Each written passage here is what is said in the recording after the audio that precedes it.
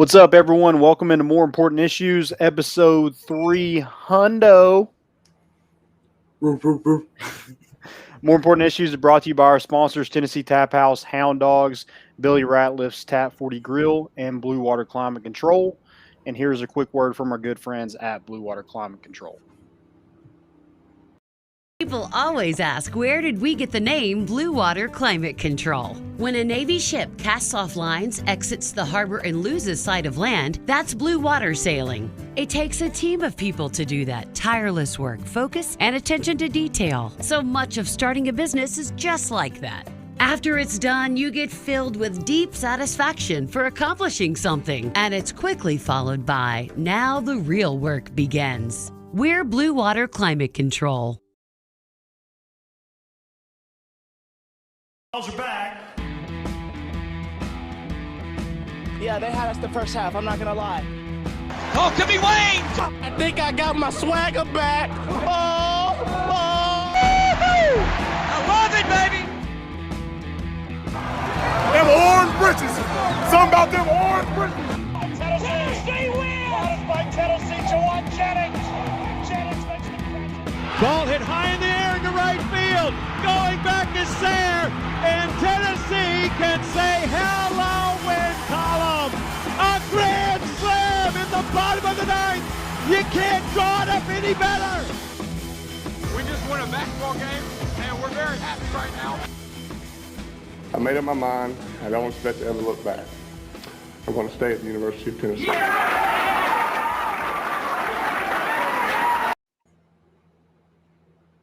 Reddit to do, and welcome into More Important Issues. It is Wednesday, August 18th. What is up, everybody? Welcome into our 300th episode. It doesn't even feel like 300. Time flies when you're having fun, and I'm excited to get into another show. It's almost football season. Colby, who looks like he may be a Georgia fan. What's up, man? Good to have you in here. Bad news on the Georgia front. Only good news here for the Vols, right? That's the mindset. Positivity only. We are going to continue our position preview this time. We did corners last episode. Continue with some of the defensive back and talk some safety. And did we do corners last time? Yeah, I was thinking maybe we jumped around. But we will do talk some safeties here this time. Maybe QB1's getting solidified. I don't know. We'll talk about that and some other breakout players as well. We also welcome high school football season. I know we played the Jamboree. That was exciting in Neyland last week. They're in Knoxville, but it is football time across the state of Tennessee. Kicking off this Thursday with South Doyle, go Keys, and Oak Ridge. And there's some more skin in the game, too. I just told Landon the rest of my fantasy football leagues finding out. This year, I mixed it up a little bit. We try to always find a creative way to do draft order, even when it's just pulling a name out of the hat. This year, we associated a name with one of five-star preps, top 10 teams. Well, they do top 20, but we only have 10 in our league, so top 10 teams. So more skin in the game with some guys, and then we'll determine by their winning margin. So I'm going to see if Eric thinks maybe I could end up on the right side of this draft when he hops in here. I'm selfish. I don't even care about the teams right now. I just want to know where I'll draft. I'm just interested to hear you say more skin in the game. That's an interesting adjective or phrase there. I think it's a great phrase to use, especially in that situation. So I don't know what you mean, but hey, whatever. It's 300, so we're not wearing any pants this episode. No pants. It's part of the special of the best TV trade podcast this side of the Mississippi. You can only see from about chest up. So this is actually a belly shirt. You can't tell, but there you go. Yeah, nice. Yeah. Cole, absolutely. Cole, thanks, man. Appreciate it. 300 episodes. Seems pretty crazy that we've done this 300 times. And Matt, thanks, man. You're excited to see your podcast start going and checking out on some Georgia stuff, maybe mixing in some content too there. We appreciate it. We obviously couldn't do it without you all coming in here and listening every episode. It's a lot of fun. We appreciate it. So drop those comments in the chat. Anything y'all want to talk about, except Georgia. Matt, I won't talk about Georgia. I hate Georgia. We won't do that. Dude, I miss Matt. Matt had the greatest nickname of all time. And I think just because I gave it to him. I don't remember it, apparently. It was Watermelon. Oh, okay. Yeah, it was great. I miss that guy. Great guy. Too bad he's a Georgia fan, but we'll forgive him. Keep alive. That's all that matters, right? There you go, 100%. All right, well, let's jump right in here. Episode 300. Let's get it going. We're talking position previews to start. Oh, well, I didn't even get all through that. We're also going to do SEC predictions. We're going to talk about where Tennessee falls mainly. I'm sure will be our discussion, but also where some other teams may fall this season. And are we adding Texas and Oklahoma in this? Yeah, we'll of course do that. Or Florida State. Yeah, we can talk about every potential SEC team this year. Florida State looks terrible, by the way. So I would love to talk about a team not named Tennessee. That would be fantastic. All right, let's talk position previews. Drop those questions in the chat as we run through this. Position previews, safeties. Safeties, yeah. I thought we could mix in the nickel in that as well. We didn't really include it in the corners. We can include that a little bit. I think this group has a ton of potential. They have a ton of experience. Trayvon Flowers, Jalen McCullough kind of lead that safety group. You also have veteran and Theo Jackson who will compete for the nickel and could potentially be the starter there. We'll see. Him and Danico Slaughter probably fighting it out for that. But yeah, so three guys right there. And then you add in Danico Slaughter, who had some opportunities last season, actually started against South Carolina that first game of the season, but didn't really see much after the fact. And then you have Tyus Fields, Christian Charles, and then Tamarion McDonald, who got a lot of opportunities last season as well. And, I know the last staff really liked him out of Whitehaven. And so it's just going to be interesting to see kind of where this group, who gets some reps, maybe they get some. But I know the staff really likes Christian Charles. We've heard a lot about him at fall camp and him repping at safety. I think you could see him at a lot of positions in his career at Tennessee because I think he's that athletic, and I think he's really smart too to learn all those positions. Yeah, I agree, and I think too. There's you mentioned a lot of flexibility. I think there's a lot of flexibility, and there's a lot of guys that I think as much as like 2020 kind of ended on a bad note, I think there's a lot of guys in the secondary that I felt like just improved throughout the year. So maybe finished 2020 stronger than at least stronger than the team did, I guess. So I think there's definitely some hope and maybe positivity going into this season. I know it's a different staff, so that has some effects on it. But I think there's a lot of guys that bring some exciting stuff to this secondary, specifically at safety. Yeah, I think Willie Martinez has a pretty good group on his hands, especially at that safety position. But these guys just got to make plays. I think there's only 2 interceptions that return on Tennessee's roster from last season. So these guys got to make plays, got to find ways to get their hands on the football, get turnovers. And I think Jalen McCullough is probably not going to be a great cover guy. He's not as athletic as some of those guys in the secondary. But a way he can make an impact is being a hard hitter. Dislodging the football from somebody, making a receiver think twice of catching it over the middle. I think there's some opportunities there. I know he was injured a lot last season with the toe injury. So I hope he's had a whole off season to kind of regroup and get a lot better. Because I think Tennessee needs that. I don't know exactly what this defense is going to look like, but there's a lot of veterans in the secondary where they should be able to make a ton of plays. They just got to do it. Yeah, as much as I said there's a lot of hope, I still think there's still a ton of questions. But I do think there's more guys. I mean, the good news is who did you lose at safety last year? Keyshawn Lawrence. Yeah, so it's like you add so much back to this group. I think you're getting back a great group. The guy I'm most excited for at safety specifically is Trayvon Flowers. Yeah, 100%. I think he was, outside of Bryce Thompson, he was probably your best player in the secondary last season. Yeah, and I think too, and I think speaking on Flowers specifically, I think this is similar to the Alontae Taylor. I thought he did a great job in run support and coming up and making plays at the line of scrimmage. I think the next step for him is how effective is he in the pass game. I think that's the biggest question mark for. I mean, you mentioned it with the entire defense. You lost a lot of interceptions, but specifically for him is, I think he's got to really put his mark on the pass game. I thought he did so at the line of scrimmage last year, but that's not your main job. That's a big part of your job. But at the end of the day, a lot of what you're going to be graded on is how you do in pass defense. So I think that's the next big step for not just this defense, but Trayvon Flowers specifically, who I thought made a lot of great plays at the line of scrimmage. Yeah, and he had a ton of tackles, which that's probably not a good thing if your safety's, one of your top tacklers. But Right. he was that last year, and like you said, he did a great job of coming up and run support.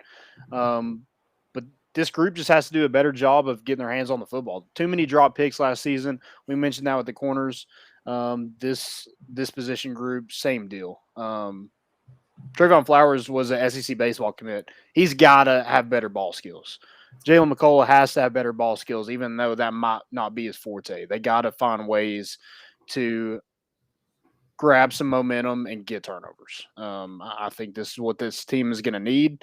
And with the veteran group back there, you like what you have. So I think they got to show out and make plays.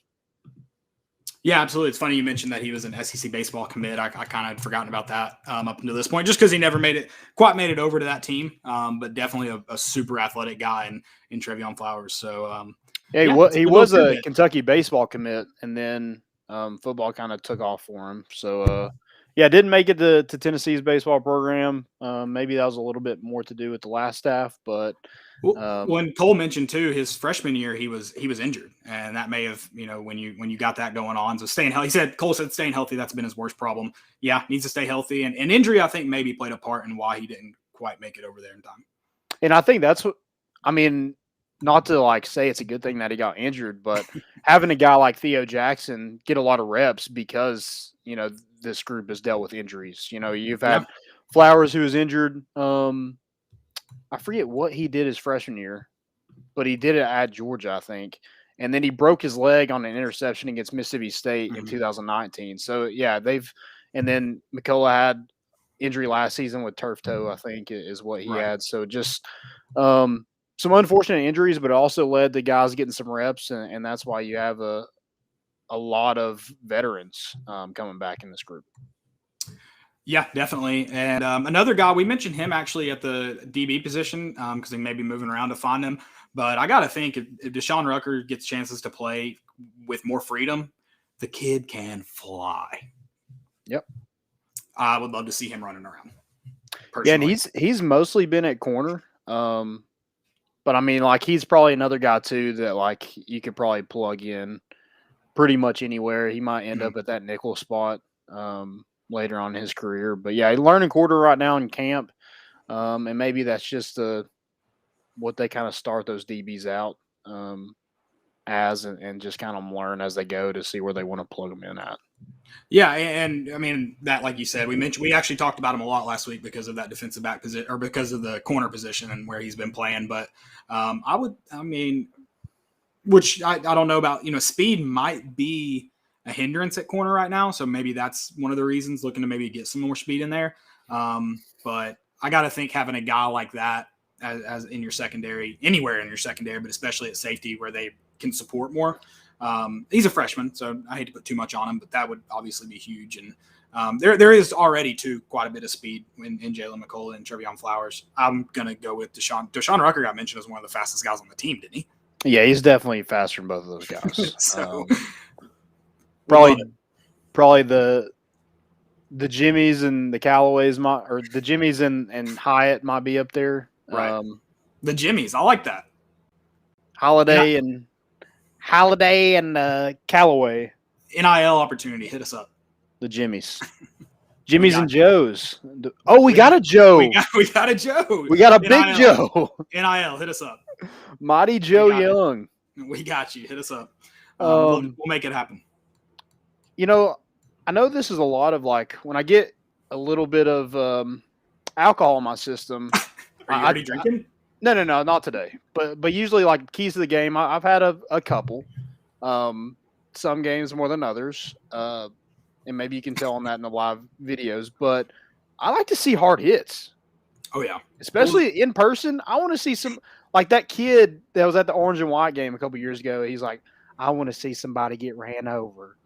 Dude, that's all I came for. Same. Those guys, I need to download the video or just show it here. The guys at Neyland the other night at freshman orientation, they wanted to see some hard hits, and they said if we can't see it, we'll just do it ourselves. Yeah, that was. And somebody got fired, 100%. 100%. Plowman was just like, what the hell is going on? Dude, Plowman's, I don't know, man. She is I think Pavoloni mentioned when he was on, he was like, "Yeah, we got to get Plowman up in a suite or something there at Lindsey Nelson." I think she's a man of the people. I think she wants to be down with the peasants and partying. She might have been the one blowing the whistle on the Oklahoma drill, for all we know. She made them turn off the camera. She was the blackout. She blacked out all the cameras when she went because she laid somebody out. Exactly. Some poor girl that was rushing at I don't know, Kappa Delta Sigma whatever, just got annihilated by Donde Plowman. Oh, 100%. Let me see if I can pull this up for our folks that don't know what we're talking about. Might have to. Here we go. This is the video Landon's talking about here. So I can get that full screen for you. Just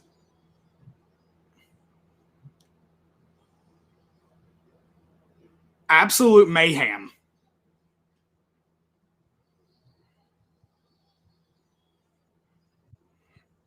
I mean, holy crap.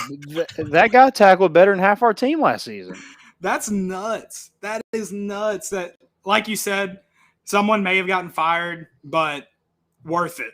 Worth it, in my opinion. Depending on how much there's no way those people are getting paid a lot. So, they probably wasn't worth it. They didn't get the buyout that Pruitt got, those staff members that were, hurting the freshmen, for lack of a better term.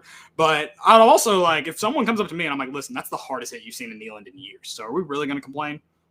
Yeah, every single hit that I've seen in Neyland, it's either like one of our guys getting hit, Brian Maurer against Georgia, or it's probably the last one I remember is Appalachian State. It was Jalen Reeves-Maben who just freaking drilled somebody and got thrown out of the game for it. But yeah, he murdered that guy. That's a fair point. It's a fair point. Also, Darrell Middleton had a nice little targeting. I don't know how. Like, I mean, he is 6'8" almost. Right. So, like, chances are he's going to hit somebody in the helmet. But whatever. Oh, okay. Well, speaking of targeting, because I know you're going to ask me some safety statistics. Who's going to have the most ejections this year for targeting at the safety position? It better be Jalen McCullough. I mean, okay. Like it better be. Like, that's not like you need to get thrown out of some game. Like, I want to see somebody get ran over. I do. Like, I really want to see somebody just get their freaking lights knocked out. If you get thrown out, worth it. That next receiver who comes in after him it's going to have T-Rex arms when he's going to let up. Yeah. He's going to let up. Yeah, he's not catching that football. There ain't no way. Don't you kind of get make him throw the flag. How about that? Make him throw the flag. Yeah. Nigel Warrior got a lot of credit because he had, a mean last name. It was Warrior. I feel like the name Jalen McCullough sounds like someone that's going to hit you really hard. Or what about Danico Slaughter? Underrated. See, again, that's but Slaughter. It comes with it. Yeah, I feel like the name Jalen McCullough put together, that doesn't sound like a wide receiver. That sounds like someone who's going to hit you, in my opinion. It's underrated. It's a very, subtly aggressive name, but I think it's a bit more aggressive than it comes off. It needs to be him. Needs to be. Yeah, like. Well, except like Martinez should be like, dude, you're the hardest hitting guy on this team. Freaking hit somebody. Well, if you get thrown out, like it happens. Whatever. Do it on a game, do it in the pit game where you get thrown out in the fourth quarter. You're out for the fans. And get the crowd going as you go in the tunnel. Yeah, and you're out for the Tennessee. Yeah, you're out for the Tennessee Tech game. Who cares? Do it before the Alabama game. We weren't going to win that one anyways. Yeah, do something like that. Be selective. Be smart about your ejection. Yeah. Get ejected, but be smart about getting ejected. Right. I don't want to see blown coverages. Like, if they make a contested catch, it is what it is. Like, that should be the end of the catch. Like, you make the tackle, you live to play another down. But busted coverages, I mean, they'll drive you nuts. I mean, or just like you said, even if it's get beat by guys, don't beat yourself. Yeah, drop picks. I mean, just missed opportunities. You can't have that this season because, I guess from what we're hearing, that the defense is going to be better, but we don't know that 100%. I think there's a lot of I feel like the good news defensively is I feel like your front's going to be really strong and your secondary is going to be pretty strong. So if you can just figure out the linebacker position, you might have some hope. Am I getting too hopeful? Are we getting, what are we, 15 days away, 14 days away? Yeah, you saw those Joe 14 if you Milton end this. highlights, and you got dude. you're drinking the Kool-Aid. Yeah, for sure. He looks like. Speaking of Kool-Aid, did you see that? I did. Congrats to Kool-Aid McKinstry. Yeah. That was a no-brainer in Iowa. Yeah, that's easy. No-brainer. That's too easy. Yeah, he didn't even have to negotiate anything. I do love that they switched Twitter accounts. That's awesome. That was clever. Also, Kool-Aid only has 88,000. I thought they'd have a lot more than that. Wow. I'm going to go follow Kool-Aid just to bump those numbers up. Yeah, I was like, which one is the actual Kool-Aid? When's the last time you drank Kool-Aid? Not orange Kool-Aid. And not in a Jello shot. Dude, I don't know. When's the most recent time you drank Kool-Aid? Like, you've got to remember that. That's got to be a memorable moment. No one's just like, I feel like laying around. I had the little things that go in your water. Like, that's you Kool-Aid. had the Kool-Aid versions of that? Yeah, I've had that before. Yeah, but how long? Like high school? Yeah, probably. Someone tell me, like, do you drink it often? I don't know. I don't drink, like, I drink water and alcohol. That's all I drink. Oh, cool. Sweet brag, bro. Oh, I do drink some protein. Get that Fairlife. Is that FDA approved? Yeah, for sure. Most picks in this group. Sorry, go ahead. Yeah, it is. It's okay. FDA approved. It's really good, actually. You should try it. Get them at Sam's Club. There you go. Most interceptions in this safety group. Or let's call it most turnovers. Okay. Most takeaways. I'm gonna go Trayvon Flowers. I just think he's probably got the most talent in this safety group from what we've seen so far. I mean, if Jalen McCullough can come out and live up to what we thought he would be when he came in, I think he could. He definitely has the tools to do so. We just haven't seen up to this point. I think you've seen some flashes of Trayvon Flowers. Just got ball skills. I mean, that's what you just got to be better at it. I expect him to be better. I mean, if you play baseball, you should have a lot of ball skills. I'm just saying. Fair.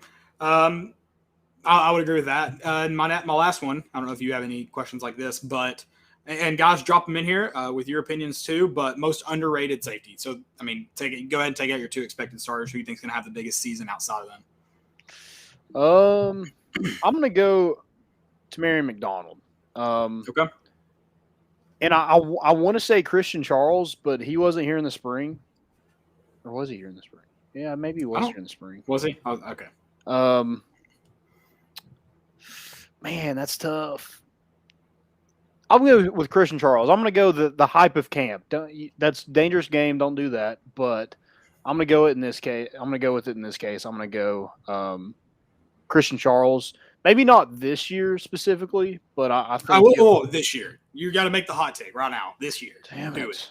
Buy into it, Landon. Don't get scared. Don't get scared of being wrong. Buy in. Christian Charles. I think. Final answer? Yep, final answer. Okay. My one is probably a hot take, but I just love the speed, and I think it gets him on the field. This may be, though, at a different position than safety, but I think it's Deshaun Rucker. I think he gets on the field just because of his speed, and he's going to get opportunities, and I think he makes big plays when that happens. He's a guy that wants to fly around to the ball. You talk about someone who wants to go and find the ball, that's him. So, and it may be – I know that's kind of cheating because it may be at corner, but we talked about him last week, so we'll call this what are those Venn diagrams where they like overlap? Yeah, Venn diagram. There's DBs. We'll Venn diagram this one, and I'll say Deshaun Rucker. Okay. I'm interested to see with the Nickelback. I'm interested to see what Theo Jackson, like who wins that job, number one, and and can they match that production maybe in 2019 that you had out of Sean Schamberger? Yeah, I would agree. You need it. Sean Schamberger had a big year, and that helped Tennessee a lot, especially in the back half of the year. Right. And Theo Jackson has the experience. I know that's working for him, but I think there will be some. I think Danico Slaughter probably has more tools in his bag, more potential than Theo Jackson. No offense. I would agree. Well, Landon, the people are calling for it. Vols for Life 554 has already said it. QB battle. You ask, we deliver. Mighty Joe. Quicker than dominoes. I mean, it's got to be him. I mean, they showed like 8 of his highlights in that one video. I got to think that means he got the most reps.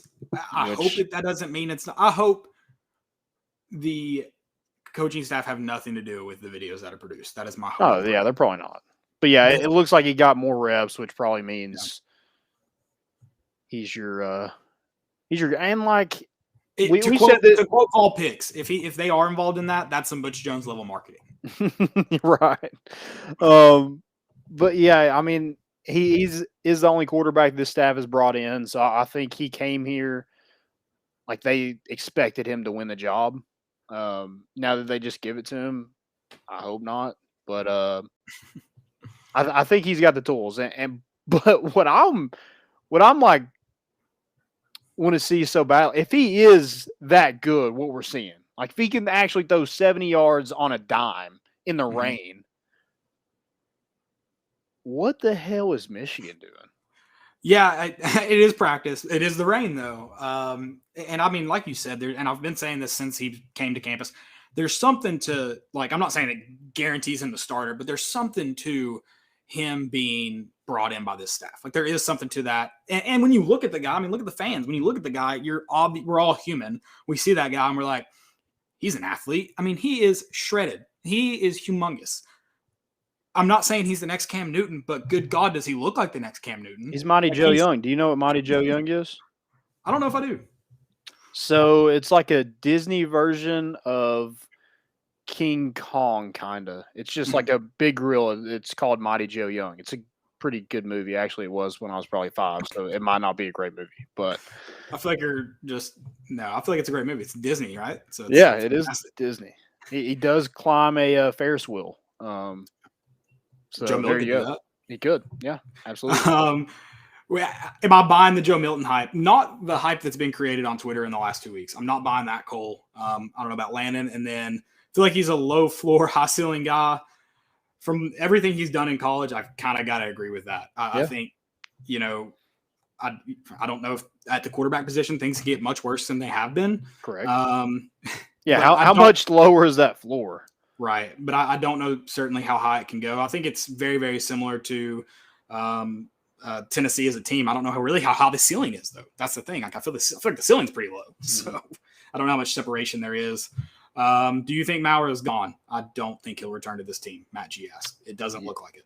Yeah, I just don't. I mean, he hasn't been at practice in 4 days. So yeah, not looking good. Kind of on the wall for his time at Tennessee.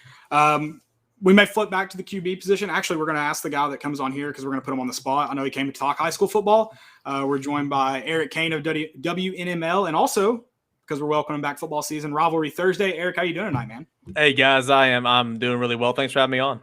Absolutely. We're gonna put you on the spot. We know we brought you in for high school football, but we're getting all the Joe Milton talk. What do you think? Yeah, I mean, he's really impressive. Now, you guys know we don't get to see an awful lot when we're there, but we get to see a little bit. And seeing him throw routes on air, seeing him do kind of the drills and the quarterback individual and stuff like that. He's got the best mechanics, by far the strongest arm. And everything I've been hearing about him has been good. I think that he's had a solid camp, and he's who I expect to win this job. I know that Heupel probably won't make an announcement of it. We might have to wait until game day, but he's who I expect to be out there first. But Joe Milton, I got caught the tail end of your conversation. I mean, there's a reason he's been benched before, so kind of take it with a grain of salt. But I think he's performed well the past couple of weeks, and I think he'll be Tennessee's starter. It can't get any worse, right? Like what you had last year. Okay. No, and I was saying this on my podcast too. I think that overall the quarterback room right now, I mean, you got to feel good about it compared to what it's been the last couple of years. Now, I know Harrison Bailey's still there, but I think Harrison Bailey's improved. He's looked pretty sharp at times in camp as well. And I think Hendon Hooker's had a really good camp too. So the options you have now compared to you had JG, and then you had a true freshman 5-star, and then Brian Maurer, who you already saw, and then JT Shroud as well. I just feel like the options at least are better right now, but you got to go out there and you got to compete, got to play. And until someone takes a hold of that job and doesn't let it go, I don't think Tennessee fans will be able to breathe a sigh of relief. Mighty Joe Young, that's what we're calling him. Have you ever seen that movie? I have not. I have not actually. Okay. Yeah. It's going to be one of those Mandela effects. Atlanta just made it up. Yeah, maybe it's. I need to look. I feel like that's the name of the movie. So it was either Joe. Like, you got to give him a nickname. It's either Joe Knows or Mighty Joe Young. The some people on VolQuest.com and the general quarters have coined him. They're part of the Milton Mafia, which I really like. I think that's cool. Okay, yeah, I that's do like that. clever. Yeah. What was the other fan club you started, Landon? Who was it for? It wasn't you. It was Ryan. Ryan Shumpert came on here and he started the fan club for Kyle Booker. Now we've got Milton Mafia and Kyle Booker's fan club. So we'll run with both of those. I like it. We are going to talk high school football, and we started the show off. I told everybody listening that this year for our fantasy draft we assigned a name with one of 5-star Prep's top 10 teams. And your draft order will be determined by winning margin. So now week 1's gotten real personal now. Week 1 just got real personal. I got lucky with South Doyle, and that's your all's game. So we'll start off with that. You've got 2 really, really good teams, South Doyle and Oak Ridge. Oak Ridge actually, or those 2 teams, one of them would have played for a state championship. Oak Ridge came out on top. Mm-hmm. That's a great that's a great game to kick off with. So start with your predictions there and kind of how you see both of those teams playing out the season. Yeah, I mean, two great teams, 2 really well coached teams, and Joe Gaddis and Clark Duncan. I mean, guys who have been doing it forever, and so to kind of kick off our Rivalry Thursday slate, couldn't be more happier for that. Of course, they met in the semis, and Oak Ridge was a team last year that if you would have told me week 4, week 5 when we had them playing West on Rivalry Thursday, mm-hmm. that team was going to go the distance, I would have said, I don't know, but it's a testament to Joe Gaddis that it just keeps getting better and better and better. So I'm looking forward to seeing Brandon Hayward out there, a guy that just recently picked up a Kentucky offer, a guy that Tennessee is very much intrigued with, a wide receiver, of course, Kendall Jackson at running back, and some transfers over there. So I think that's going to be good. And then South Doyle. I mean, South Doyle returns a lot of players. You lost some, but you get your quarterback back in Nick Martin and Curtis Young on defense, Sean Gary in the backfield. Need I say more? I'm seeing some points, some long runs, and typical of week 1, maybe not a whole lot of defense. I think it's going to be a whole lot of fun. So a complete flip-flop of the semifinal game. Yeah, probably. Yeah, the semifinal game was, again, it's a defensive struggle. Those guys, it's kind of a boring game, but hey, you made it that far. One team got to punch their ticket, so it was fun to be a part of. So new year, new you. It's a completely different year when you look at everything those teams kind of had to go through last season. What are you looking forward to most covering high school football this season? Man, it's been a blessing to be a part of the Rivalry Thursday coverage and my coverage over at Sports Radio WNML. It's been so much fun getting to know these players, but getting to know the coaches. The players come and go and love to tell their stories, but the coaches, you make bonds and relationships with those guys, and that's been a whole lot of fun. This stupid virus, man, it's coming back, and it's sidelined a lot of people, and it's put restrictions on a lot of stuff that we do still, but so far we're trucking along, and I'm just glad to be back out there, and hopefully not as many cancellations. There might be some, just kind of the nature of the beast, but it seems like last year, man, there was cancellation here, team picking up a game here just to stay alive for the playoffs. And, that was not, it wasn't fair to the kids. I mean, it wasn't fair to the kids at all. And the parents, I mean, they live, their entire, prep life to be a senior and to go into the, playoffs or whatever. So trying to get back to normal a little bit, but, ultimately just whenever it turns fall and there's football, it's, for me, it's Thursday night football, and then Friday night high school football, and then Tennessee on Saturday, and then the NFL on Sunday. There's no better time at all throughout the year. So do you have a favorite coach that you've maybe talked to, had a chance to build a relationship with? Oh, well, I mean, I like them all. I mean, I like Clark Duncan. He's been very, very gracious with his time with me. Joe Gaddis is funny. I was actually over there doing a piece on Brandon Hayward a couple weeks ago, and he came up and was cracking jokes with me on the sideline. So that's kind of neat. Brad Turner over at Gibbs, he's a good guy. I know a lot of the assistant coaches. I played with some of the assistant coaches. Landon, you did too, here in the area. So Nick Craney is, one of my best friends. So obviously I gotta mention him in here. But some guys like that. But really all the guys. I mean, it's rare.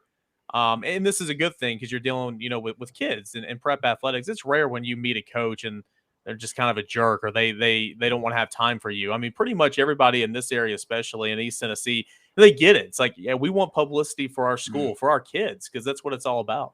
For sure. Yeah, I think I don't know if East Tennessee knows, unless you've lived somewhere else, how blessed that East Tennessee is with coverage from Prep Extra, 5-star Preps, you all at WNML, and as well as Rivalry Thursday. The coverage is off the charts. You don't get that in any other area like this. Yeah. One thing too, I noticed you didn't mention Tuesday night action. What do you have against that? I mean, you know, my betonline.ag for my podcast. I'll be there. I'll be there. Excellent.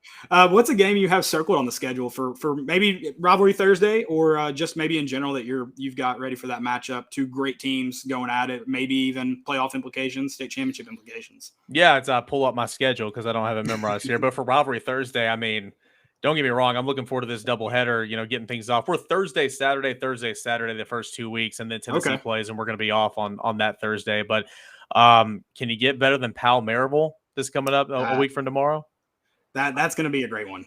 I mean, you talk about whoever drafted Powell and talk about, you know, a point differential, it's going to be in good shape because you've got Jordan Potts, Aiden Green, Adarius Redmond, Jaden Collins, Walter Nolan. He's not going to score any points. So he could, I guess. Yeah, he probably. Yeah. I'd like to see what the odds are on that one. Yeah, I'd like to see film of that as well. But Powell against Maryville, that's next Thursday. Looking forward to that. I think Carter Sevier County will be good. And then I love going down to the smaller schools. We go down to a couple of those every single year. We were allowed in 2 years ago. Gallenberg Pittman allowed, and that's going to be on September the 9th. So, you know, it's fun to get out. It's fun to meet people. And again, I just think I'm blessed because anytime I go somewhere, somebody will come up and say, "Hey, man, I listen to you guys on the radio. Y'all are awesome." And I'm just like, wow, you take the time to listen to our goofy show in the morning. I mean, is there nothing else on? But those are some of the matches I'm looking forward to and just getting out and seeing people again. Local celebrity, Eric Cain. Wouldn't go that far. You're getting there. If they're notioning you at Loudon Gallenberg Pittman, you've made it. Yeah, it's just you know, people like to listen for some reason, but hey, I'll take it. Yeah. What are some teams that, you know, maybe like are set to have a good season? You know, obviously Maryville, Alcoa, Powell. What are some other teams that maybe people like aren't really talking about that could maybe have a good season? Yeah, I think Carter, you know, and they've kind of restructured these divisions and classifications. They do so every single year. But, you know, Carter brings back a very veteran-led team, won a couple of games last year they weren't supposed to. I think Carter's coached well, and I've talked to some people who have scrimmaged against Carter in the preseason, and they said Carter, you know, pretty good. You go down to the, you know, the private school classifications. I think Webb is stacked. And, of course, Webb has, you know, got some really good coaching, especially this offseason as well on the offensive end. And so, you know, maybe Webb. Yeah, exactly.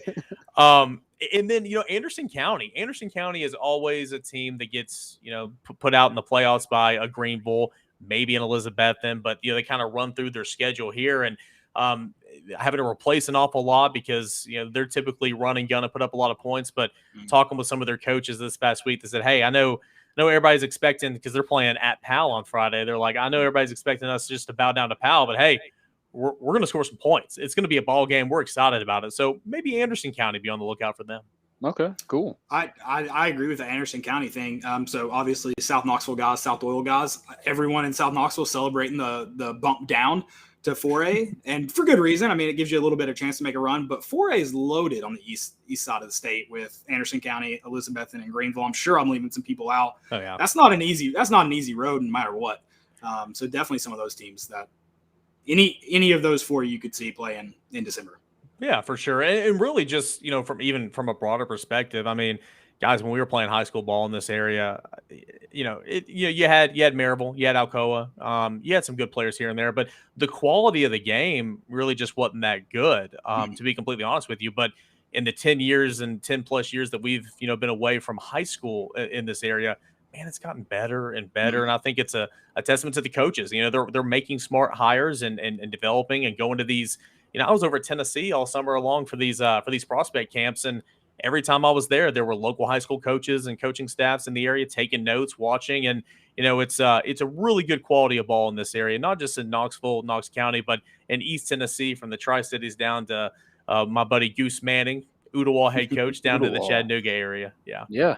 Yeah, no, I've been following the Owls on Twitter from where you retweet them. I gave him a follow. Great graphics guy, first off, and so it's a great follow for that. But yeah, the graphics guy would be the head coach as well. Yeah, love it. And then you mentioned the quality of football, and we got this question. And I know Walter Nolan will pop up. What local recruits targets should people be keeping up with this year?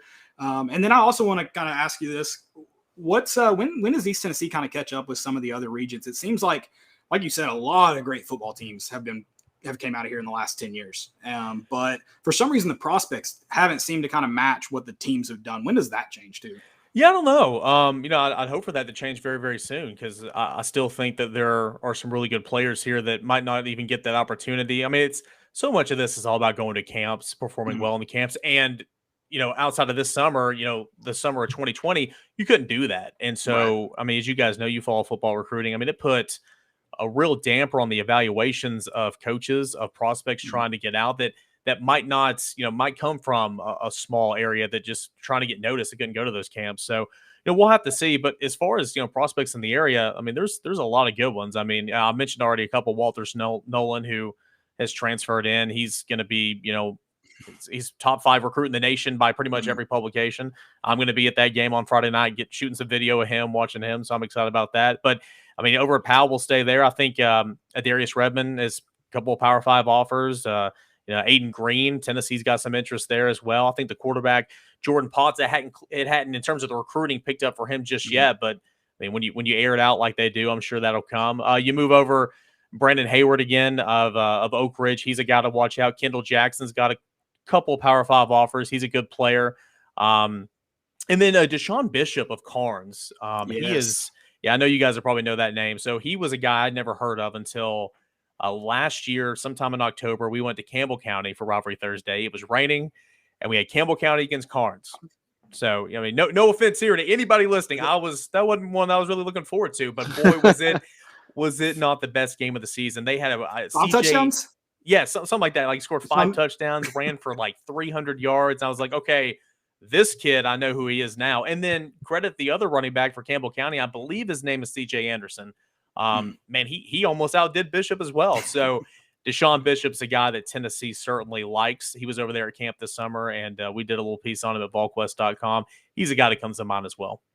We did some high school highlights last year each on our Sunday show, and you could have just named it the Deshaun Bishop highlight show. Oh, yeah. It was like every week he had an insane play. So big fans here of Deshaun Bishop. It's nuts. Absolutely. They even they stopped handing him the football, and they just said, all right, just take the snap and go. Hey, and sometimes in a rain game especially, that's all you need. So Deshaun, I'm a big fan of Deshaun Bishop as well, and so I'm excited to see what he does this year. So I don't want to make this a Walter Nolan show, but let's talk about him for a second. Is there any team that maybe you look at and be like, okay, they might have a chance of blocking him? Because, I mean, Bearden isn't a slouch. They're 6A team. They usually have bigger kids, and like they just didn't have a chance. So is there anybody that you see maybe having a chance to blocking this kid or somehow, some way make it difficult on him? Yeah, kind of hard to. I mean, here in preseason, not seeing any of these teams have played yet, so it's kind of we almost want to see kind of what's out there, the product first. But pretty much, teams they're obviously going to be game planning against them every single week. If Powell was smart, they'd be moving around a little bit in different techniques. I'm sure they will. But I mean, it's going to take a collection of efforts. I mean, you're going to have to see running backs, come up and help with some chips. If he's, towards the outside, maybe tight ends helping on him a little bit. Some of these big 5A, 6A teams that, kind of pride themselves in having running the football and having a collection of offensive talent on that offensive line just to do it together. I don't think that Walter Nolan is going, especially if he's, really giving it a go and that motor's running. In that jamboree, I'm not sure I saw that much, but he was still good. But it's going to take a collective effort from, combos and chips and all that type of stuff. So, there'll be a team that kind of shuts him out a little bit, takes him out of the game plan. But regardless, there's so much attention on him. And I mean, when do we say that about a defensive lineman, especially an interior defensive lineman at the high school level? Not much. And so I think Powell is just going to benefit from having him on the field. He'll open up stuff on the other side for a defensive end or a linebacker or something like that. Yeah, and you could probably, with the speed he has, you could probably put him pretty much. I saw him returning kicks the other day. That's all that too. In practice. So I don't know how fast he is, but if he's that big and fast enough to be a defensive end, he's probably fast enough to be a linebacker too. So in East Tennessee. So yeah. Do you have anything else, Caleb? I do want to ask about the big game, just because I'm always been an East Tennessee football fan. Alcoa Maryville. Who's the better team this year? Who gets the edge?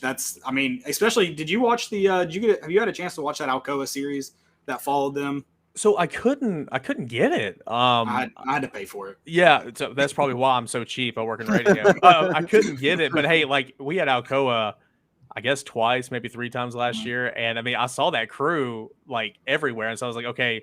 So I started asking, I was like, is this like going to be on Netflix or something? And they're like, oh, it's going to be a series. We'll have more about it later. And so I heard great reviews from it. I've seen some clips. I heard I made a cameo in there, so that was kind of cool. I didn't finish it, so maybe towards the end. Maybe towards the end, yeah. I'll have to finish it. I did pay for it. You didn't get that NIL deal out of it? I did not, no. Man, those 2 programs, I mean, gosh, as we know, every single year, Alcoa just runs through, it's conference in this division, obviously, all the way to the state title game. But you play Maryville every single year, and I love that. And off the top of my head, I know Maryville returns a solid running back, a really good wide receiver. I'm not sure about defensively, but Maryville's always been a team that has brought itself just on coaching. That's like, even back when we were in high school, it's like there's not many stars. They're just good all the way around. They're just a collective team. And that's how they beat Alcoa when they beat Alcoa. And Alcoa on the other end, I mean, you got stars all over the place. You got a returning quarterback that, got some action last year. You've got some good wide receivers, some really good. You lose a stud at defensive end and Carroll, but you got guys to replace them. So I don't know, man. I feel like every single year, that can be just a toss-up game. And that's what makes it so much fun, especially for, people in this area. So I'm looking forward to that matchup, as I always am.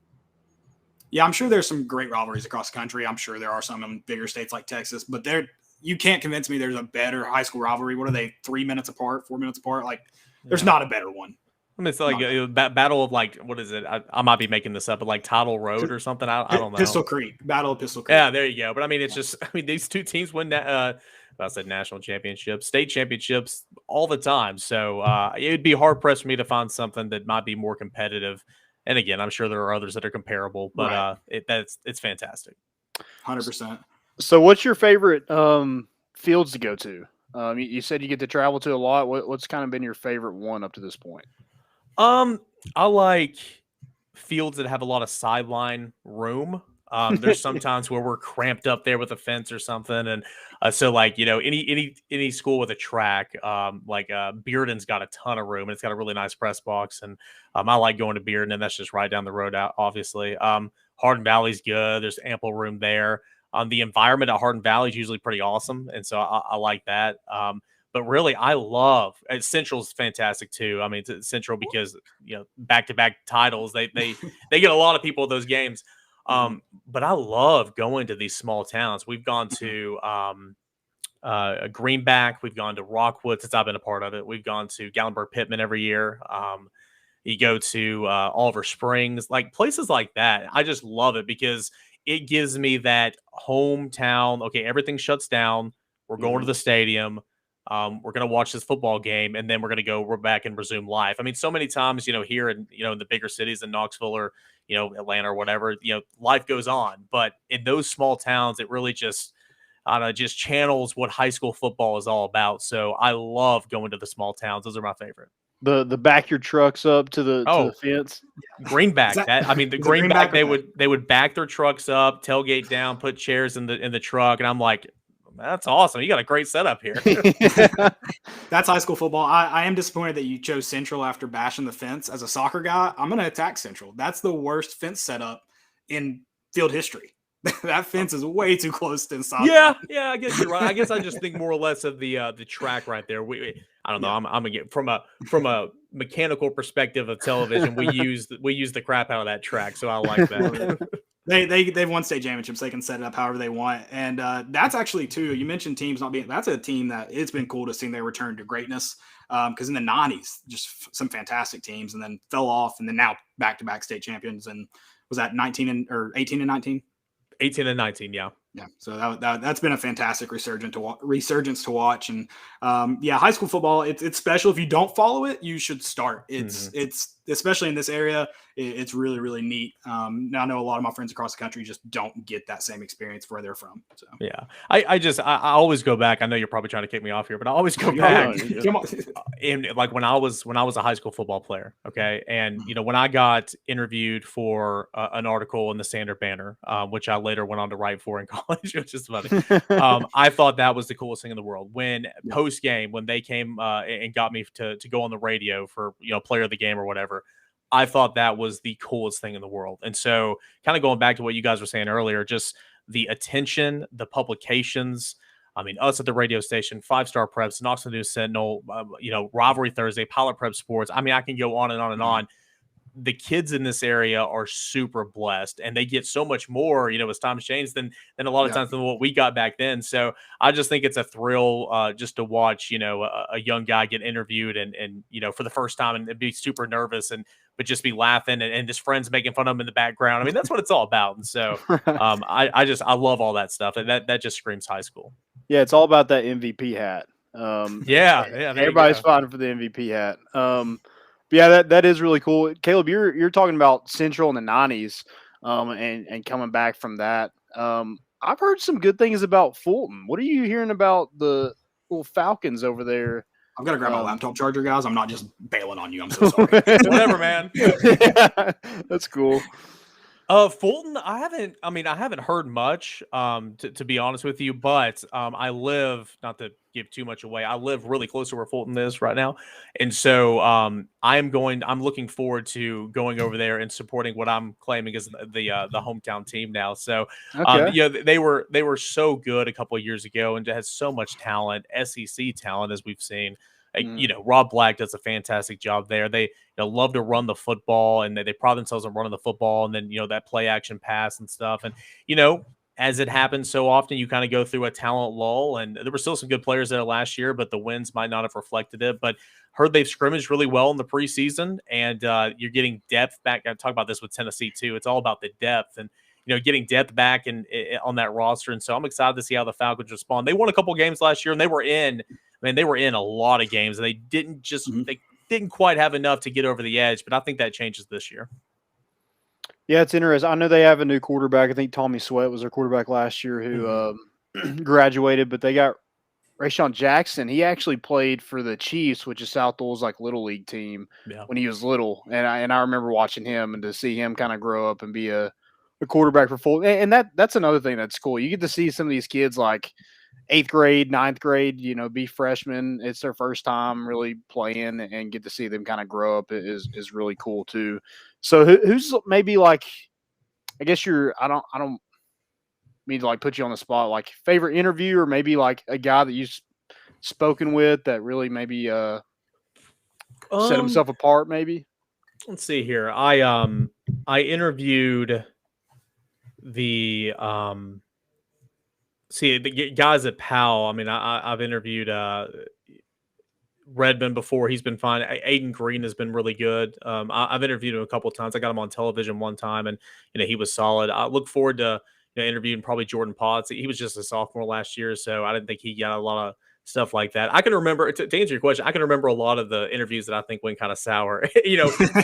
For maybe they were nervous, or maybe I messed up. Gosh, guys, I've messed up somebody's name before, and I'm like, oh my goodness, that's the number one thing in the world, especially for a high schooler. Those are the ones that I remember. And but no, you're gonna hear it from their mom is what you're worried about, and deservingly so. I mean, it's what are you doing? That's my little boy out there. I'm sorry. No, one time it was 2 years ago, and it was my second year Rivalry Thursday. They had just come off a state championship, and I was right before the kickoff, Bryson Rosser, and I said Bryson Ross or something, and he didn't say anything obviously, and then it walked off, and I got 17 texts what are you doing, you idiot? You messed up his name. And I'm like, oh my gosh. So no, we've all been there, but these kids they get better and better as they continue to grow and get interviewed more and exposure and stuff, and so I love it. There's been a lot of great ones that just don't come to mind, but there's been a couple of bad ones on because of me that I will never forget. I love it. Let me know tomorrow night if you guys need a trivia question, how me and Landon can slide ourselves in there for the South Oil trivia question. There you go. I'd love to see you ask and try to draw our name out of someone's mouth because they'd be like, I don't even know who that is. Like, how do I know who that question would be about? So you guys going to be there? I won't be. I'm in I Johnson will. City now. So that's right. Yeah, I knew that. Make that trek down, but cool. I'll make it down to at least a couple of South Bowl games this year. Good deal. Good deal. Can't take me out of Sono for too long. I'll probably see you at South Dole, and then it kind of flip flops a little bit. Pal's usually on Friday, so I'll be there some too because my wife is a teacher. So yeah, I already told the Pal coach, or I have a kind of a good relationship with some of the assistants, and I told them, I was like, if you can't get those kids to go to Tennessee with the fight song of Rocky Top, y'all should all be fired on the spot. Just etched in the memory right there. It's going to be like muscle memory. Yeah. So I'm looking forward to it. We'll be at I'll be at Oak Ridge on Thursday. I'm going to be at Powell on Friday. We'll be at Central for Greenville at Central on Saturday, and then boom, that's my weekend right there. All high school football. Love it. That's going to be that's a great weekend right there. I'm excited to, like I said, we'll be obviously tuned in for South Doyle and even more dialed in for some of these. Finding out our draft order. I've got 9 other guys bought into football. That's week awesome. 1. So. That is awesome. That is awesome. And I'm telling you, whoever got Pal, if you're literally going off point differential for tiebreakers and stuff like that, oh my goodness! Like, oh no, you don't think Ray County can do it? I told Landon, I said they might. Catholic. I think they've got Chucky Doak, Maryville at Heritage. I think those teams will cruise. And then you got an interesting one in Powell and Anderson County, or is it Powell and Anderson? Oh, that's Anderson County, not Ray County. Who plays Ray County? Ray County. Alcoa plays Ray County. That's it. That's who it was. Yeah. Sorry. Yeah, okay. So. So got some interesting matchups. I'm excited for week 1 and then excited for this football season. And I don't know, maybe South will find themselves in the 4A state championship. We'll see. That'd be year fun. 1. That'd be fun for sure. Hey, Eric, when's the next podcast and where can they find you at? Yeah, so daily, Monday through Friday, every weekday at Locked On Vols. You can find it pretty much anywhere you get your podcast, except SoundCloud. I will say that, but Apple, Google, Stitcher, Odyssey, all those places. Just your quick little 25 to 30 minute Tennessee hit every single day. If you're in the cubicle, if you're on your way to work, running, working out, whatever. I try to bring on some really, really cool guests, get some audio and stuff. So really enjoy it. But that's every morning or every day, Monday through Friday. Awesome, man. It was really good to have you on. Always a pleasure. You're like a frequent flyer with us now. So awesome. Yeah, I'll take that. get that VIP. But yeah, really good to have you on. Looking forward to see you tomorrow. Not you and Uncle Austin will be there calling the game. Mm-hmm. How often do you hear him? Do you ever call him Uncle Austin? God, no. No. I see it written like on VolQuest. I see it tweeted out some, and so, but no, I would never call him that. I don't know where. I think I saw it on somebody's Twitter feed. They called him Uncle Austin. I was like, that's kind of fitting. I mean, it makes sense. I like it. Just not for me. I call him a lot of other stuff, little names here and there, but not Uncle. I'm sure other people do too. Man, that's awesome. Really looking forward to it. South Dole, Oak Ridge tomorrow, Rivalry Thursday. Really good having you on. And good luck. You're gonna have a lot of work ahead of you. So. Yeah, but hey, it's football season, so wouldn't have it any other way. Guys, thank you so much, and as always, I enjoy coming on this podcast. Thanks, man. Thanks, man. See you, dude. See you.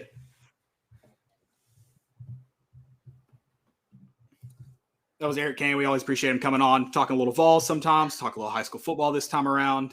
Always love it, always appreciate it. Landon, let's flip to the Tennessee side of things. Got to talk some high school football. That's always great. Wow. Absolutely. We're going to get into SEC predictions, but before we do that, someone already mentioned Tennessee is definitely winning the East. I like it, Rick. Whatever drugs you're on, send them my way. We'll do them together. But breakout players for Tennessee this year. Breakout players. I mean, from what we've heard so far, you got to go with Joe Milton. We heard it from Eric Cain. He expects him to be the starter. I just think if Tennessee's gonna have a good season, I think they have to have Joe Milton as a breakout player. Agreed. Or a quarterback. Right. I mean, it looks like right now Joe Milton, somebody. But agreed. And I think another guy that you talk about Tennessee's offense being really good, I think Jabari Small, because, I mean, obviously he didn't have a breakout year last year. So if you're talking about Tennessee being successful, I think it's got to be a Jabari Small coming out party this year. Absolutely. And I think another one, Darnell Wright, was a 5-star coming in. I think he could He seems to have a different different look to him. He was comfortable with the media. You watch some of those not press conferences, but interviews he did, like when he was a senior in high school, and just wasn't that comfortable with it.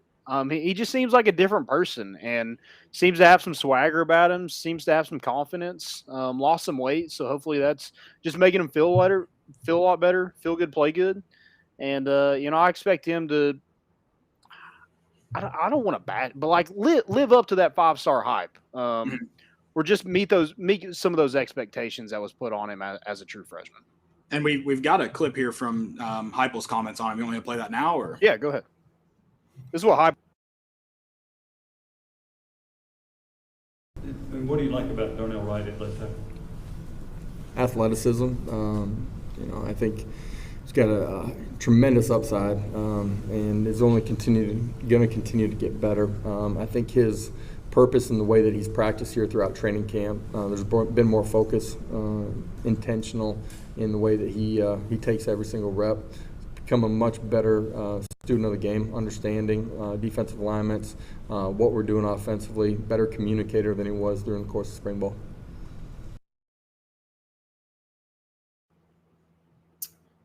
So that was Josh Heupel's comments on him and kind of his expectations for Darnell Wright this year. I think that would be obviously a big uptick for the offensive line if you're able to get great, like you said, five-star player expectations from him. Probably help boost those two guys we mentioned before him, and Joe Milton and Jabari Small. Mm-hmm. Ryan Chadwick mentioned he thinks Banks finally has the breakout season after all he's been through. Says he has his head on straight. I think if you get a big season from Banks, that's great for your linebacking group. So another guy that if he does, kind of like Jabari Small, if he has a coming out party this year, then I have a lot more faith in what that defense is able to accomplish. So sure. I hope so. I'm with you. I don't know if Banks is ready to make that jump or not yet, but we'll see. And Ryan also mentioned Go Eagles. Going to have to tone that one down, but I did want to throw out if you're on the radio tomorrow night, Seymour and Gatlinburg Pittman, speaking of high school football, are on that. John Clabo on the call. Yeah, and Sawyer Turnbow did cut that audio for us, so just want to give him a little shout out there. He's joining us, kind of going to do some audio stuff for us. So just kind of wanted to plug him a little bit. And while you're doing that, I want to mention we do have a couple guys that'll be joining the team. You'll see some new faces, some new names popping up here and there. So keep on the lookout. Already have some great graphics coming out from our team and Dylan Cole. So excited to just add those guys and what they're going to bring to more important issues. Not only is Tennessee getting better, we hope, more important issues is getting better. So yeah, we're having a good fall camp. Great fall camp. Great fall camp. Really encouraged. My next one, I think I mentioned this with the cornerbacks, but Alontae Taylor. It's money year, man. This is your last year. Show out. You got to. I think be more consistent, and I expect him with his. He seems to be like the leader of that defense. I think he's definitely the vocal leader. I think he's got to go out and lead by example and show it on the field. Mm-hmm.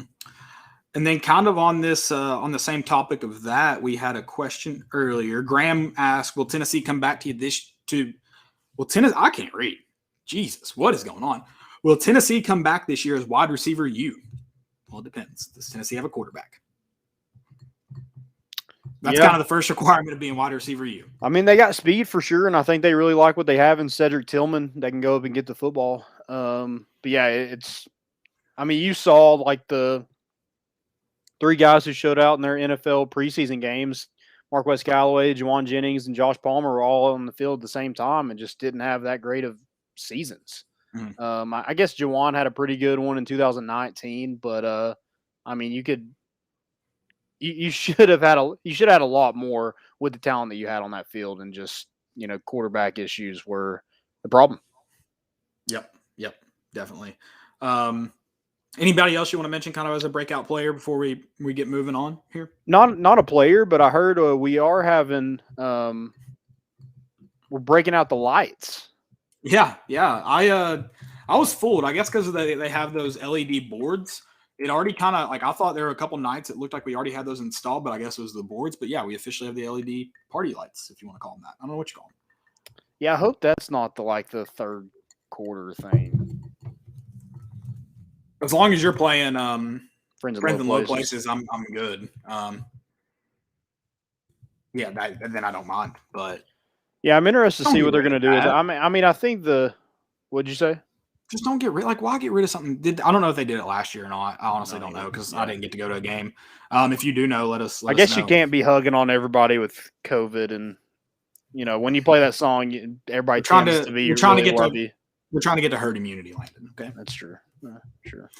Vols for Life asked, how do y'all like us playing fast offense? I think up tempo offense, especially for a team that's maybe not quite as talented, I think it's a bonus. You take advantages at every place you can get them, and playing an up tempo offense gives you that advantage. Try to catch defense on their heels, try to get rotate packages in there quickly, try to get the ball snapped quickly, and I think it gives Tennessee an advantage. They've got to be able to do it though.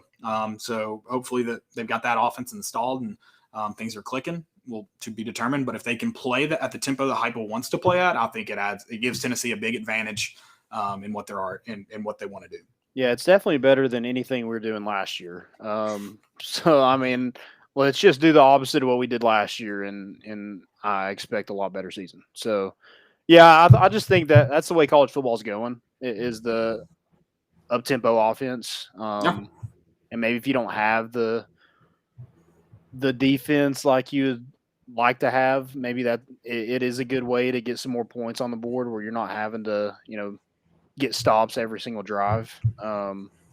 So yeah, I think it just helps Tennessee, and I think it helps their personnel too. I mean, you look at the receivers, you look at the offensive line, it just seems to kind of fit better than what we were trying to do. Being a ground and pound team with a 270-pound right tackle like that, you can't do that. Right. And that just seems like that's how it was working out under Jeremy Pruitt. Yeah, I would agree with that. All right, let's talk some SEC standings. Kind of give some of our predictions, maybe where we think Tennessee finishes, and I mean we can list them all. I think that gets a little too it's just not going to be good. But maybe who do you see is finishing first in the East? Let's start off with Tennessee side. I got Georgia. I just think there's a lot of teams that has to replace their quarterback from last season. Mm-hmm. And I think it's advantage for Tennessee, but it's not usually an advantage with teams to have a new quarterback. Right. But Alabama will, Texas A&M will, Auburn will, right? No, they still got Bo Nix. No, they have Bo Nix. Florida will, Kentucky will. Florida does have experience. That's I think South Carolina will. Every team in the East will except Georgia, right? Missouri. Yeah. Missouri won't. Yeah, Basil-Ac. Yeah, I like that. That's just a lot of teams are having to do that. So I think Georgia has the advantage in that, and I just think they're set up. If Georgia doesn't win a national championship this year, I don't think they ever will. This is their chance to knock off Bama. Bama's coming off one of the best seasons they ever had. With the talent that they had, with the offensive production, they lose a lot. So with a new quarterback, I think this is Georgia's opportunity to finally knock off Bama. Will it happen? I don't think so, but I think this is their chance to do so. Yeah. And it is funny. Someone tweeted today about, they were like, Kirby Smart's done the worst job of any coach or whatever, something like that. And I was like, I mean, God, like Nick Saban is ruined college football. Do people really not understand how hard it is to win national championships?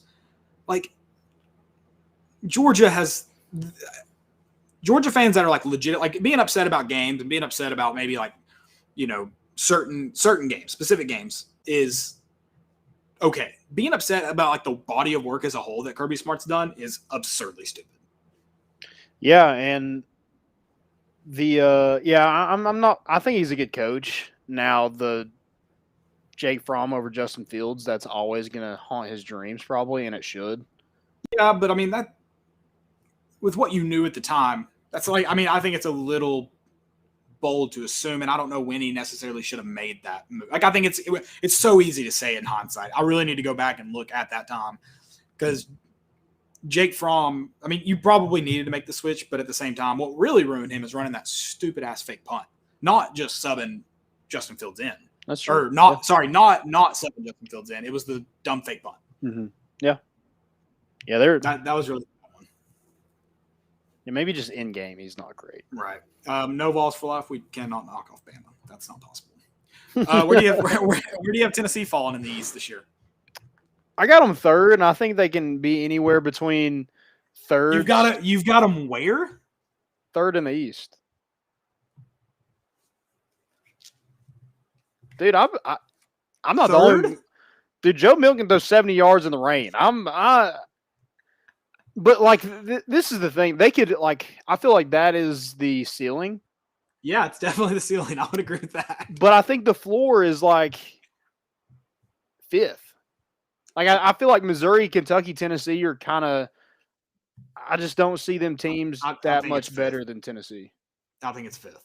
That's where I have Tennessee finishing fifth. Well, you suck, Caleb. And I don't necessarily think it can get worse, but it potentially could. I don't think there's a way. I'm in the boat of like, I know I will live up to this bet. If Tennessee finishes seventh, I will shave my head bald. They can't get beat by. They can't get beat by Vanderbilt. There's no way. Can't. There's no way. So I will shave my head bald if they get beat by Vanderbilt and finish seventh. I mean, I just don't like. It's Kentucky. Like I know, like last year, but we spot them 17 points. Yeah, I mean, unless this quarterback is all he's cracked up to be, then no, I don't think you necessarily lose Kentucky. Yeah. So that would put them fourth, right? I mean, obviously, like, I guess this is just like best teams record. I'd have to look at the schedule to see like what Kentucky's schedule actually looks like because we have to play Alabama. And Kentucky's usually not that difficult. They're non-rotating is Mississippi State. I don't know who they're rotating is. Right. Yeah. So there's that. They're probably going to beat Mississippi State. So yeah, they might finish in front of Tennessee, but I don't think Tennessee loses to Kentucky. Okay. Balls for Life said everyone save that clip of him saying that. Which hot take are we going after? I feel like there might have been a few there. Easy. So he just asked the question, do you think we can knock out Bama? We're not going to clip that. I love it. All right, let's flip over to the West real quick. Number one, is it Alabama? Does A&M somehow scrape by them? No. Who's finishing first in the West? I think those are the two teams. I don't think LSU really has it. I mean, there's no way Auburn does. I mean, right? Like it's Alabama or A&M, and it's probably really just Alabama. Yeah, I think it's Bama. They have Mechie. I mean, they're going to have a freaking stable of running backs. Bryce Young was a 5-star. I mean, they're going to be good. They return they took Tennessee's best player, and apparently he could be second string. So, I mean, apparently that defense is loaded. They got one of the best linebacking cores in the country. So yeah, I think it's Alabama. A&M, I think would have a chance maybe if they had their quarterback, but replacing him, I know Haynes King is probably good. But I do. Tall task. Yeah. I think it's difficult in the West to be a. So do you get your year back? So would he be a redshirt freshman? Yes, I really don't know. I'm not sure. I think that. I mean that's a lot for redshirt freshman to come in and have to play that gauntlet in the West. That's going to be difficult, and I don't see him beating Bama. I think Ole Miss is kind of a dark horse to win it. Ooh, not to win it. Oh, okay. But maybe be second. I think them or LSU could potentially knock off A&M. But yeah, not win it. It's Bama and everybody else in the West. Agreed. Who do you have finishing last? I got Mississippi State. Okay, that's I think I'm Mississippi State too. Maybe Arkansas. I think it's one of those two.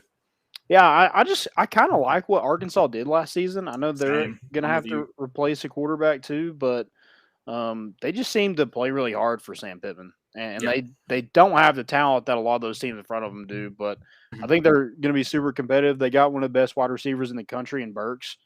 So I'm interested to see kind of how they play for Sam Pittman this season. Right. And I feel like the fun thing about having Sam Pittman in Arkansas in the West is like they could knock off a team that they're not supposed to. They will knock off a team they're not supposed to because they'll be underdogs in probably just about every game. But I think they'll knock off a team they're not supposed to. I don't think they necessarily beat Bama, but I think any team below, I think A&M, that's a game if everything sets up correctly for them. I think that's a game they could sneak up on if they keep it close in the fourth quarter. Now you're just talking about the ball bouncing the right way. And I think Arkansas is absolutely capable of that. Now, when we talk about a team as loaded as Bama, I don't know if they play like someone like Georgia this year. Like those are teams they're not gonna be able to keep up with or slow down. So Right. All right.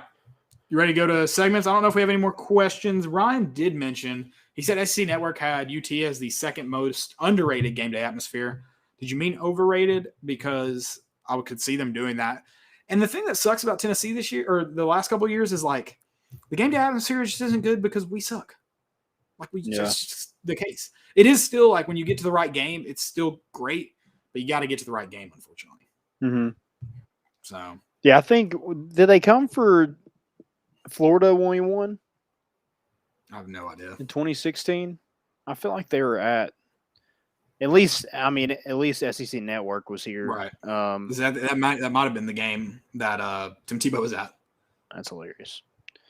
I'm sure he's about to come in this next segment. Let's get to what's trending. What you got? Let's do it. Let me see. I'm about to pull this up. Give me just a second. Well, first of all, I did want to run through. We actually mentioned this too. Sawyer Turnbow is the one who clipped out that audio for us from the press conference today. We also had you guys, I'm sure, saw it. Question of the day. Dylan Cole made the graphic for us. Who was Tennessee's worst coordinator in the past few years? I wanted to read off some of my favorite ones. First off, Sal Sinceri won by a long shot, which is smart. That was great by everybody.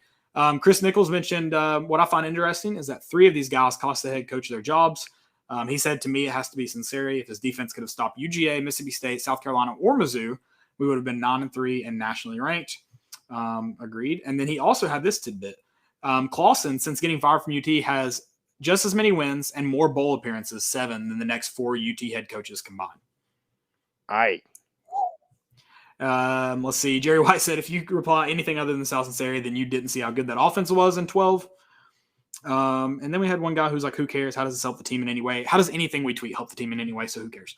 I just wonder. I saw that. I was like, nothing we say helps the team. So it really doesn't matter. I mean, it's kind of helped the team that they're not here anymore. Fair. Good point. Valid. Thomas Baker said, I'm not going to scroll through the replies because I'm afraid someone will choose someone other than Sal Sinceri, and I'll spend the rest of the day unloading on them. That was a good one. Let's see here. Swiss cheese Sal, without a doubt. The 2012 team. So who would be second in your opinion? Second? Is it Clawson? I feel like that was probably the next one.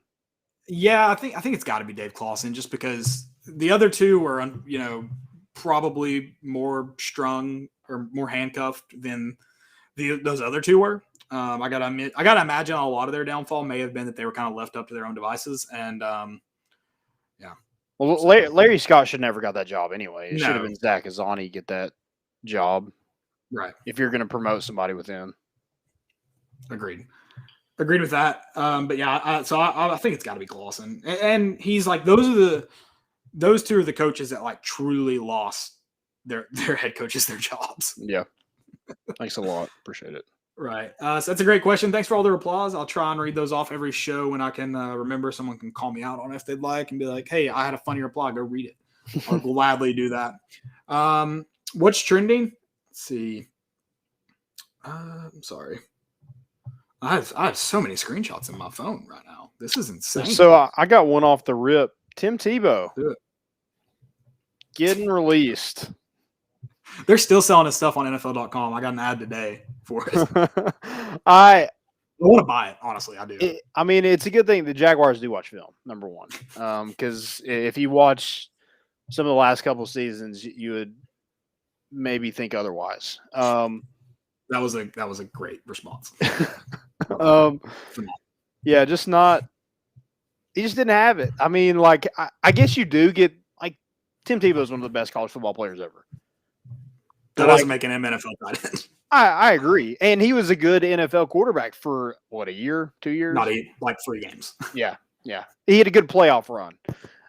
Shout out to Marius Thomas. Yeah. So, I guess if you're just out of the game that long, like you do get rusty. Well, and just like blocking an NFL defensive end or an NFL linebacker is such a different animal than anything he's ever done. Oh, yeah. He's never – if anybody touched him in a practice, they are kicked off the team. Right. And it's a different animal. And I said it, and I'll take this hot take, but I thought Tim Tebow would be a bit better than he was, just because I'm like, I mean, he's played football at a very high level. This isn't completely new to him. I will say I am shocked at how bad he was. Like, I am shocked. I mean, that looked like a guy that's ever played football, right? But like, dude, like, did that not tarnish his legacies somewhat? The thing is Tim Tebow is so polarizing because of his off-field stuff. You either hated him or you loved him. Right. I mean, that's true, but like NFL wise, those 3 games that he had, that claim to fame is gone. I'm sorry, I shouldn't. Yeah, I shouldn't say you hate him or you loved him. The people who talk about him either hate him or love him. Like, there's no one that's like, oh, that Tim Tebow guy, like he was okay. Mm-hmm. Like, says, wonder if he's going back to ESPN. That's where I would have been to start with. Same. I would have never gone and played baseball. No, but whatever. To each their own. Maybe he'll just like, trust soccer or something. Like, maybe just keep being bad at sports. Yeah, I've seen a couple people already recruiting him. My what's trending. This one was trending and it was awesome. Monday Q Info. It's at Aces of the Golf. I think, I don't know. He follows the Monday qualifiers, which are like a part of like Tour Golf, and it's really cool if you're into like golf, like professional golf and following. Go follow him. He has a great page. Like, you don't get these stories from mainstream media and stuff. You can only get them from him pretty much. Mm-hmm. He actually started the tweet, and it's 16 years, was working DoorDash 8 months ago, 39 years old, and now a PGA Tour card. Amazing stuff. So on Monday, is that Monday?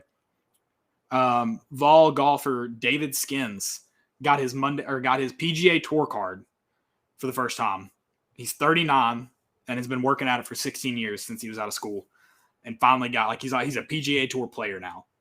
So, which is like insane to state. Like, most guys, his wife has been working. Like, there's been some great stories about him. He's been trending on Twitter.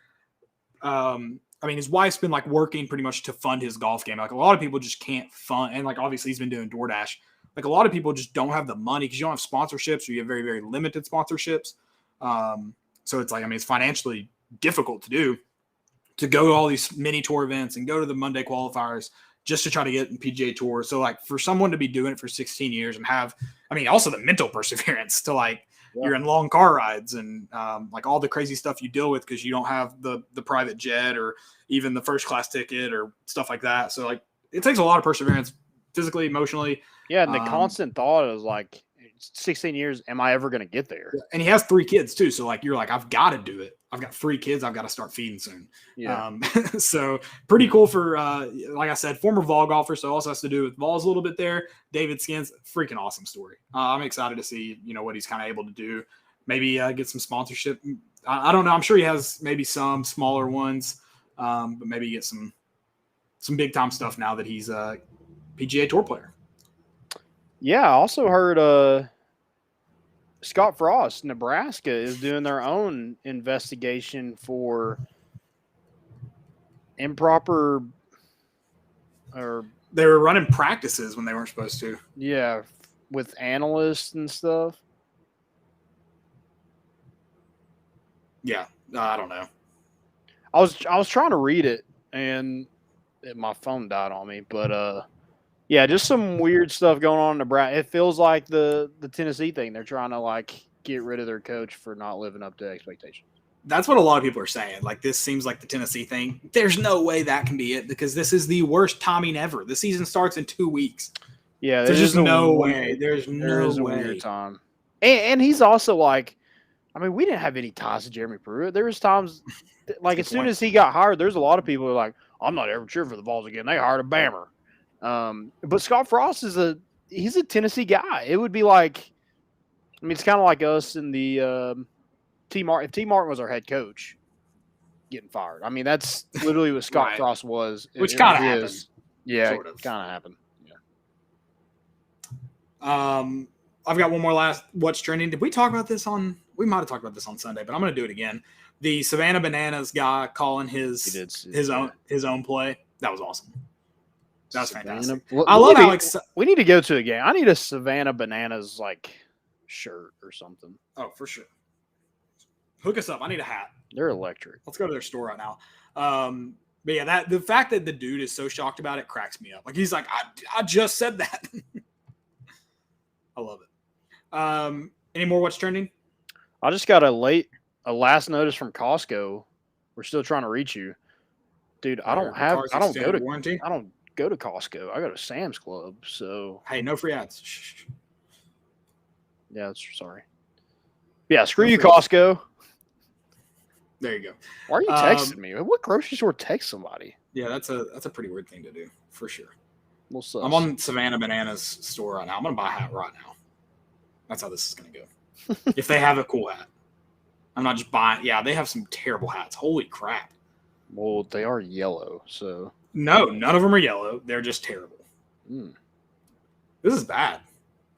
Maybe a jersey. Before we get into our stupidity, Sawyer said, have y'all talked about Palmer's progress with the Chargers so far? Keep reading. There's good things there. We talked about him briefly on Sunday. Just, balls in the NFL. Seems like the Chargers are going to really like Josh Palmer this year. Where he fits into that, that roster and depth chart, kind of to be determined. But, he showed out really well on Sunday. I'm sure he's excited to get another chance at it this week. Yeah, I think it was Saturday. That was Saturday night. Sorry. I think we mentioned that on the last show when we talked about Vols in the NFL. He was a guy that the Chargers fans were not really psyched about as a third-round pick, but it looks like he is fit in nicely there, and it's good to see him go to a organization that is kind of young, an upcoming quarterback in Justin Herbert. And I think he's going to fit in nicely, learning behind Keenan Allen and some of those guys. So, didn't really get to see his true potential at Tennessee, but you are seeing it. And we've seen that with some other players recently too. That they got some tread on the tires and they go to the NFL and kind of show out. It is what it is. We're in this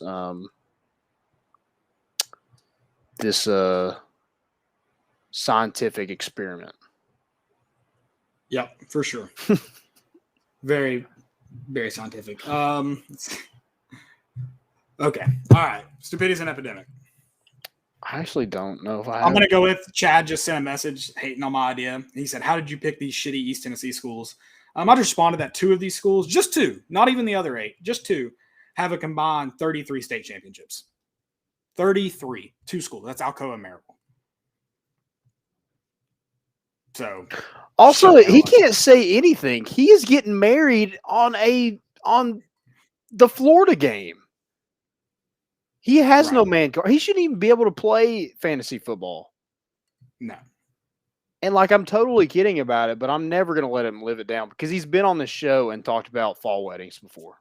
And I absolutely hated on him. Yeah. So, yeah, that's a bad look. For sure. And he's also one of the worst fantasy football players ever.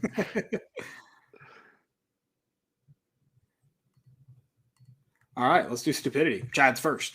Congrats, Chad. I can go on if I need to. All right. I've got Texas. Whew, Texas. Did you see that video of? We didn't put them in our SEC rankings. We didn't last. Especially after this. Did you see this video? Yeah. What is that?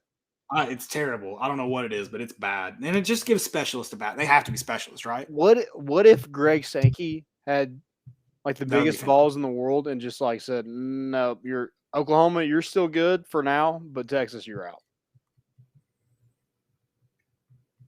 They should. Yeah, that's that's not a good look. Not at all. I guess when they said Texas is back, they didn't mean literally get on somebody's back shirtless. It's kind of weird. Yeah, that's very strange. Very strange. Any other stupidities? I actually don't. I don't have any. I'm in a stupid free week. Yeah, people have. I haven't been on Twitter as much because I know I'm going to be on it a ton for. A little cleanse. So yeah, I'm kind of trying to take a little bit of break. I mean, obviously, Raven making you. I'm on there more than 99% of the people in the world. But I wanted to get that. I get that you've been on, or your screen time was 8 hours a day. I'm like, ugh, I need to cut that down. Fair. That's a good point. So, yep, stupid free week. Love it. Stay stupid free, people.